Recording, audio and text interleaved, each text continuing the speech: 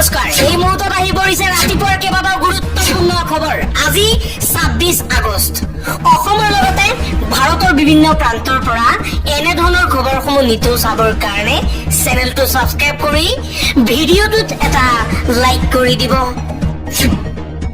নিজেই চলালে বুলডোজাৰ। বতৰ দাবত দেখিবলৈ পোৱা গৈছে বিপৰীত দৃশ্য। নগাঁও আয়ুক্ত দেৱাশিষ শৰ্মাৰ চমক দেখিবলৈ পোৱা গৈছে। নগাঁৱত জিলা আয়ুক্ত দেৱাশিষ শৰ্মাই দেখুৱালে চমক। ডিচিৰ এটা আহ্বানত বেদখলকাৰীয়ে নিজেই ভাঙিছে নিজৰ ঘৰ দুৱাৰ। নিজৰ ঘৰত নিজেই চলাইছে বুলডোজাৰ বেদখলকাৰী ৰাইজে। প্ৰশাসনে নহয়, বেদখলকাৰীয়ে ভাঙিলে নিজৰ ঘৰ দোকান ভাঙি তহিলং বেদখলকাৰীৰ। আৰু এইবাৰ কোনো প্ৰশাসনে উচ্ছেদ অভিযান চলোৱা নাই। অসমত প্ৰথমবাৰৰ বাবে ওলোটা দৃশ্য দেখিবলৈ পোৱা গৈছে। ডেডলাইনৰ পূৰ্বেই একশ্যন মুডত খুদ বেদখলকাৰী ৰাইজ।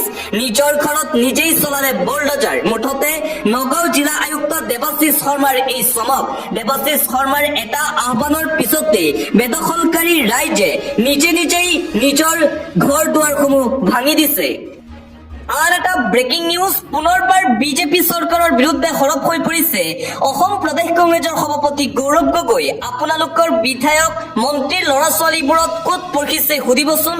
আমেৰিকা লণ্ডনৰ পৰা ল'ৰা ছোৱালী ভাৰতত IIM IITত পঢ়িবলৈ আহিছে বুলি আমি কিয় দেখিবলৈ নাপাওঁ, প্ৰশ্ন উত্থাপন কৰিছে প্ৰদেশ কংগ্ৰেছৰ সভাপতি গৌৰৱ গগৈয়ে। পুনৰবাৰ হিমন্ত বিশ্ব শৰ্মা আৰু বিজেপি চৰকাৰৰ বিৰুদ্ধে আক্ৰমণাত্মক ৰূপত গৌৰৱ। ভোট চুৰি বন্ধ কৰাটো আজিৰ তাৰিখত কংগ্ৰেছৰ প্ৰধান কাম। ৰাইজে এতিয়া বিকল্প বিচাৰিছে। সেইবাবে আজি বিজেপি চিন্তিত হৈ পৰিছে কংগ্ৰেছ দলক লৈ। ভোট চোৰ, গৰু চোৰ, মাটি চোৰ আৰু কি চোৰ আছে বিজেপি দলত। অসমত ভোট চোৰ শুনাৰ আগতে গৰু চোৰ শুনাৰ অভ্যাস হৈ গৈছে। বিজেপিৰ ৫জন নেতাৰ মাজত মাটি চুৰিৰ প্ৰতিযোগিতা চলিছে বুলি বিস্ফোৰক মন্তব্য প্ৰদেশ কংগ্ৰেছৰ সভাপতি তথা যোৰহাটৰ সাংসদ গৌৰৱ গগৈ। আন এটা গুৰুত্বপূৰ্ণ খবৰ, ১৯৭১ চনৰ ২৫ মাৰ্চৰ পিছৰ কোনো বিদেশী অসমত থাকিব নোৱাৰিব। অসমত কোনো বাংলাদেশী থাকিব নোৱাৰিব। অসমত স্থান নাই বাংলাদেশী লোকৰ। ১৯৭১ চনৰ ২৫ মাৰ্চৰ পিছৰ কোনো বিদেশী থাকিব নোৱাৰিব ৰাজ্যত। আমি বাংলাদেশীক কেতিয়াও সমৰ্থন নকৰোঁ। আমাক লাগে ভাৰতীয় মুছলমানৰ অধিকাৰ। ভাৰতীয় প্ৰকৃত মুছলমানৰ অধিকাৰৰ দাবী নেমচুৰ। অসমত বাংলাদেশী কেনেকৈ সোমাই বুলি প্ৰশ্ন উত্থাপন কৰিছে নেমচুৱে। বাংলাদেশী অনুপ্ৰৱেশ ৰোধ কৰাত ব্যৰ্থ হৈছে হিমন্ত বিশ্ব শৰ্মা আৰু বিজেপি চৰকাৰ। ভাৰত বাংলাদেশ সীমান্ত ইমান দুৰ্বল কিয়?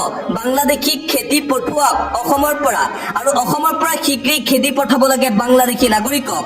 আমাক লাগে ভাৰতীয় মুছলমানৰ অধিকাৰ। বাংলাদেশীৰ বিৰুদ্ধে এইদৰে সৰব হৈ পৰিছে নেমচুৰ সভাপতি বদৰুল ইছলাম। প্ৰকৃত ভাৰতীয় মুছলমান লোকৰ বাবে সদায় মাত মাতি যাব বুলি ঘোষণা নেমচুৰ সভাপতি বদৰুল ইছলামৰ।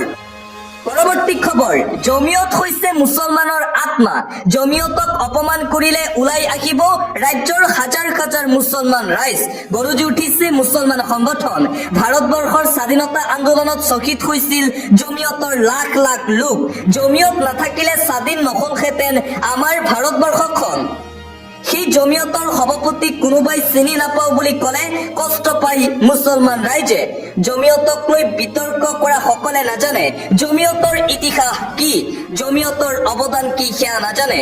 জমিয়ত কেৱল মুছলমানৰ বাবেই এটা সংগঠনেই নহয়, জমিয়ত হৈছে মুছলমানৰ বাবে আত্মা। গতিকে সেই জমিয়তক লৈ কোনো ধৰণৰ মন্তব্য নকৰিব।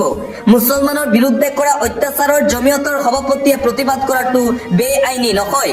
বিভিন্ন জাতি জনগোষ্ঠীৰ বাবে সৰ্বভাৰতীয় পৰ্যায়ত কাম কৰি আহিছে জমিয়ত উলেমা ই হিন্দে।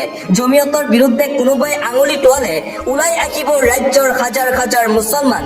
জমিয়তক অপমান কৰাৰ বিৰুদ্ধে গৰজি উঠিল সংখ্যালঘু সংগ্ৰাম পৰিষদৰ নেতা আবু বকৰ ছিদ্দিক। পৰৱৰ্তী খবৰ, আমি কাকো বাংলাদেশী বুলি কোৱা নাছিলো। মুখ্যমন্ত্ৰী হিমন্ত বিশ্ব শৰ্মাৰ ডাঙৰ মন্তব্য। পুনৰবাৰ মুখ্যমন্ত্ৰী হিমন্ত বিশ্ব শৰ্মাৰ মুখত শুনিবলৈ পোৱা গ'ল এই শব্দ। অসম অশান্ত কৰাৰ চেষ্টা কৰিছে ছয়দা হামিদাই। অসমৰ সকলো লোককে বাংলাদেশী সজাই গ'ল ছয়দা হামিদাই। ছয়দা হামিদাৰ মন্তব্য গৰিহণাৰ যোগ্য। আমি কাকো বাংলাদেশী বুলি কোৱা নাছিলো বুলি মন্তব্য মুখ্যমন্ত্ৰী ডক্টৰ হিমন্ত বিশ্ব শৰ্মাৰ। অসমত সাম্প্ৰদায়িক সংঘৰ্ষ লগাবলৈ চেষ্টা কৰা সকলক আমি নজৰত ৰাখিছো বুলি মন্তব্য মুখ্যমন্ত্ৰী ডক্টৰ হিমন্ত বিশ্ব শৰ্মাৰ।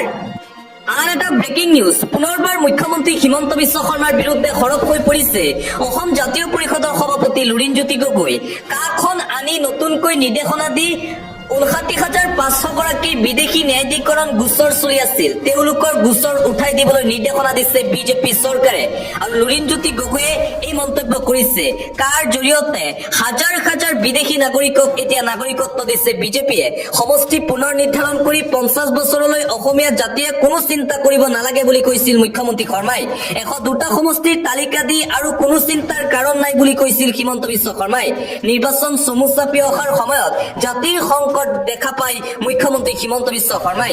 কেৱল মাত্ৰ ৰাজনৈতিক মুনাফাৰ বাবে এনে নিকৃষ্ট ৰাজনীতি কৰে মুখ্যমন্ত্ৰী শৰ্মাই। তুষ্টিকৰণৰ হেডমাষ্টাৰ হৈছে মুখ্যমন্ত্ৰী হিমন্ত বিশ্ব শৰ্মা। অসমত পৰিয়ালবাদৰ ৰাজনীতি শক্তিশালী ৰূপত আৰম্ভ কৰিছে হিমন্ত বিশ্ব শৰ্মাই। কাৰোবাৰ ল'ৰা ৰাজনীতিলৈ আহিলে তাত পৰিয়ালবাদ দেখে হিমন্ত বিশ্ব শৰ্মাই। হিমন্ত বিশ্ব শৰ্মাই নিজৰ পত্নীক কেনেকৈ ধনী কৰিব পাৰে, নিজৰ ল'ৰাক কেনেকৈ 17টা কোম্পানীৰ মালিক বনাব পাৰে, তাৰে পৰিয়ালবাদ কৰি আছে মুখ্যমন্ত্ৰী হিমন্ত বিশ্ব শৰ্মাই। মুখ্যমন্ত্ৰী হিমন্ত বিশ্ব শৰ্মাৰ বিৰুদ্ধে এইদৰে সৰব হৈ পৰিছে লুৰিণজ্যোতি গগৈ।